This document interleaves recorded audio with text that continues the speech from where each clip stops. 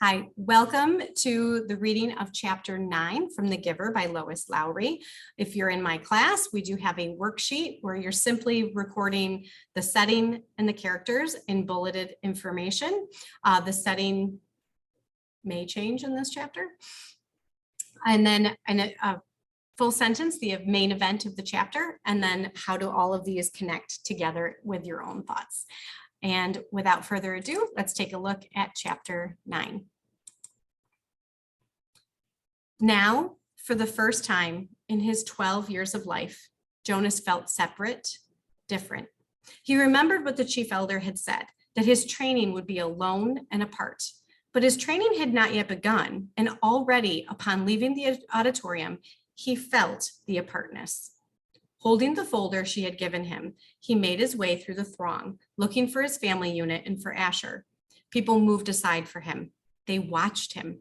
He thought he could hear whispers. "Ash," he called, spotting his friend near the rows of bicycles. "Ride with me?" "Sure," Ash smiled, his usual smile, friendly and familiar. But Jonas felt a moment of hesitation from his friend, an uncertainty. "Congratulations," Asher said. "You too," Jonas replied. "It was really funny when she told about the smacks. You got more applause than almost anybody else." The other new 12s clustered nearby, placing their folders carefully into the carrying containers on the backs of their bikes. In each dwelling tonight, they would be studying the instructions for the beginning of their training. Each night for years, the children had memorized the required lessons for school, often yawning with boredom. Tonight, they would all begin early to memorize the rules for their adult assignments. "Congratulations, Asher," someone called. Then that hesitation again. "You too, Jonas." Asher and Jonas responded with congratulations to their group mates. Jonas saw his parents watching him from the place where their own bicycles were waiting. Lily had already been strapped into her seat. He waved. They waved back, smiling, but he noticed that Lily was watching him solemnly, his thumb in her mouth. Her thumb in her mouth. He rode directly to his dwelling, exchanging only small jokes and unimportant remarks with Asher. "See you in the morning, recreation director," he called, dismounting by his door as Asher continued on. "Right, see you," Asher called back. Once again, there was just a moment when things weren't quite the same, weren't quite as they had always been through the long friendship. Perhaps he had imagined it. Things couldn't change with Asher. The evening meal was quieter than usual. Lily chattered about her plans for volunteer work. She would begin, she said, at the nurturing center, since she was already an expert at feeding Gabriel. "I know," she added quickly when her father gave her a warning glance. "I won't mention his name. I know I'm not supposed to know his name." "I can't wait for tomorrow to come," she said happily. Jonas sighed uneasily. "I can," he muttered. "You've been greatly honored," his mother said. "Your father and I are very proud." "It's the most important job in the community," father said. "But just the other night, you said that the job of making assignments was the most important." Mother nodded. "This is different. It's not a job, really. I never thought, never expected," she paused. "There's only one receiver." "But the chief elders said that they made a selection before and that it failed. What was she talking about?" Both of his parents hesitated. Finally, his father described the previous selection. "It was very much as it was today, Jonas, the same suspense, as 111 had been passed over when the assignments were given. Then the announcement when they singled out the one." Jonas interrupted. "What was her name? Or what was his name?" Sorry. His mother replied, "Her, not his. It was a female. But we are never to speak the name or to use it again for a new child." Jonas was shocked.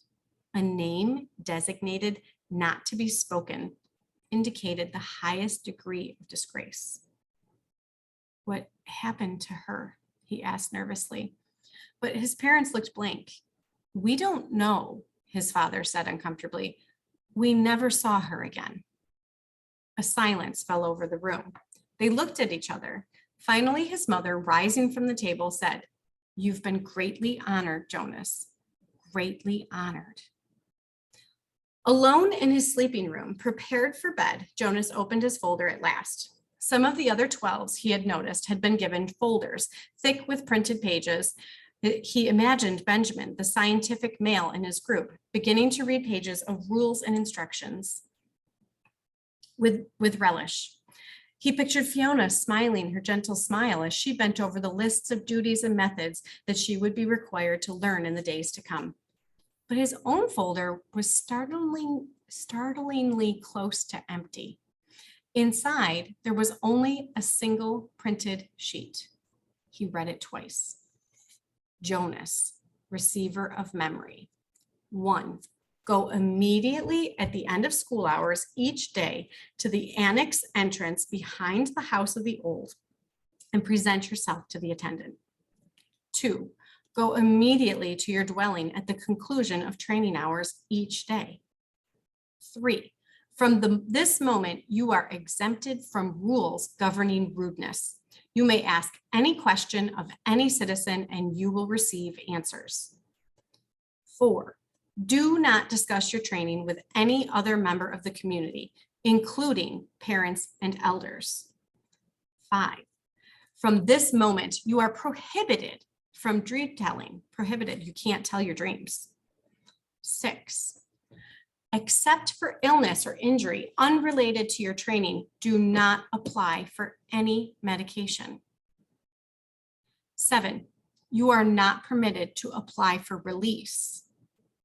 8, you may lie.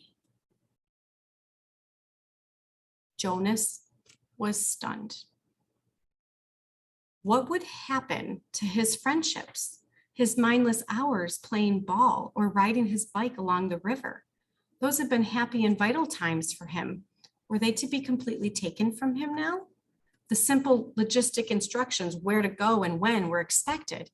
Every 12 had to be told, of course, where and how and when to report for training, but he was a little dismayed that his schedule left no time, apparently, for recreation. The exemption from rudeness startled him.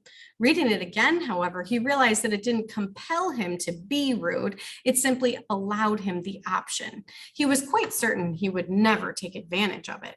He was so thoroughly accustomed to courtesy within the community that the thought of asking another citizen an intimate question, of calling someone's attention to an area of awkwardness, was unnerving. The prohibition of dream telling, he thought, would not be a real problem. He dreamed so rarely that the dream telling did not come easily to him anyway, and he was glad to be excused from it. He wondered briefly, though, how to deal with it at the morning meal. What if he did dream? Should he simply tell his family unit, as he did so often anyway, that he hadn't? That would be a lie. Still, the final rule said, well, he wasn't quite ready to think about the final rule on the page. The restriction of medication unnerved him. Medication was always available to citizens, even to children, through their parents. When he had crushed his finger in the door, he had quickly, gasping into the receiver, notified his mother. She had hastily requisitioned relief of pain medication, which had promptly been delivered to his dwelling. Almost instantly, the excruciating pain in his hand had diminished to the throb, which was now all he could recall from the experience. Rereading rule number 6, he realized that a crushed finger fell into the category of unrelated to training. So if it ever happened again, and he was quite certain it wouldn't, he had been very careful near heavy doors since the accident, he would still receive medication. The pill he took now each morning was also unrelated to training, so he would continue to receive the pill. But he remembered uneasily what the chief elder had said about the pain that would come with his training. She had called it indescribable. Jonas swallowed hard, trying without success to imagine what such pain might be like, with no medication at all, but it was beyond his comprehension. He felt no reaction to rule number 7 at all. It had never occurred to him that under any circumstances ever, he might apply for release. Finally, he steeled himself to read the final rule again. He had been trained since earliest childhood, since his earliest learning of language, never to lie. It was an integral part of the learning of precise speech. Once, when he had been a 4, he had said, just prior to the midday meal at school, "I'm starving." Immediately, he had been taken aside for a brief private lesson in language precision. He was not starving. It was pointed out. He was hungry. No one in the community was starving, had ever been starving, would ever be starving. To say starving was to speak a lie. An unintentional lie, of course, but the reason for precision of language was to ensure the unintentional lies were never uttered. Did he understand this? They asked him, and he had. He had never within his memory been tempted to lie. Asher did not lie. Lily did not lie. His parents did not lie. No one did unless. Now, Jonas had a thought that he had never had before. This new thought was frightening. What if others, adults, had upon becoming 12s received in their instructions the same terrifying sentence? What if they had all been instructed, "You may lie"? His mind reeled.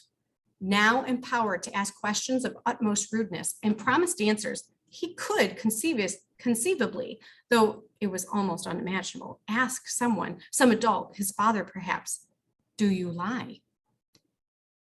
But he would have no way of knowing if the answer he received was true.